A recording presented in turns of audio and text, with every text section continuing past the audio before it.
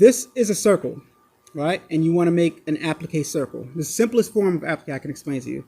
All right, so if you're embroidering and you embroider out a whole circle, right? You got a tatami stitch in the middle, and then you might have a satin border on the outside, right?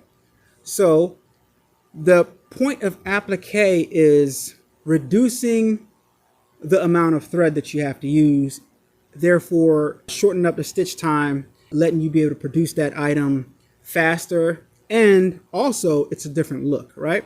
So instead of having a tatami stitch fill the center of the circle, you want to use a piece of fabric.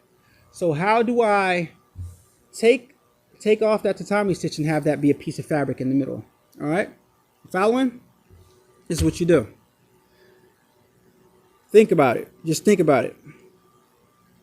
You want to put the fabric in the middle. So in digitizing, you make a running stitch, right? A circle, right? You make a circle running stitch. A running stitch is a single stitch, for those of you guys who don't know.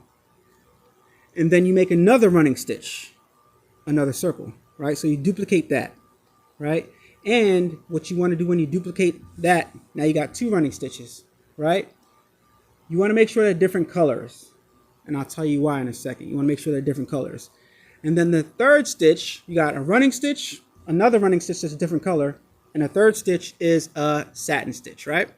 So when you put it on your machine, the reason why you change the color of the second running stitch is if you put it in the machine and everything's one color, you're just going to be able to select one color on the machine. It's going to go through and it's going to do everything. But now that you made the running stitch, the placement, and the tack down stitch, now that you made the tack down stitch a separate color from the placement stitch, both of those running stitches, we're not talking about the satin stitch, which is the last part. We're talking about the running stitch and the other running stitch, which is the placement stitch and the tack down stitch.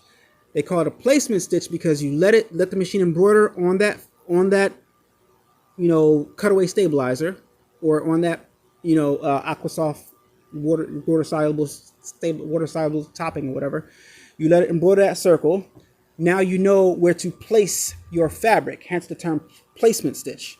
Now that you've got your fabric placed on the first running stitch, you go ahead and you let it embroider the second running stitch, which is the tack down stitch. Now your machine pauses after it's put down the tack down stitch. You go ahead and trim off the extra fabric around that circle, and then you press start again, and then it embroiders the satin stitch. Now you got an applique circle. Very, very simple. Okay, so on your machine, put in your file.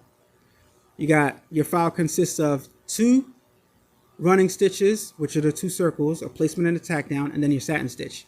So on your machine, you're going to want to program a stop after the first running stitch, which is the placement stitch, and program another stop on the machine after the second stitch, which is the tack down stitch.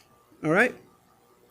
So you got a placement stitch, tells you where to put the fabric down. You got a tack down stitch, tacks down the fabric. You trim off the extra, and then you got the final stitch. That's applique. If you're like me, then you misplace your embroidery tools all the time. That's why I came up with the solution. It's called the Embroidery Box, and it mounts right onto the frame of your machine. You can use one if you want to. You can mount two if you want to. You can have one on each side. Pretty much anywhere you need it to go. It helps keep all my frequently used tools that I use on my embroidery machine right at arm's reach where I need them. This fits on any machine that has a metal base. You can pick one of these up right now at AlanAWade.com.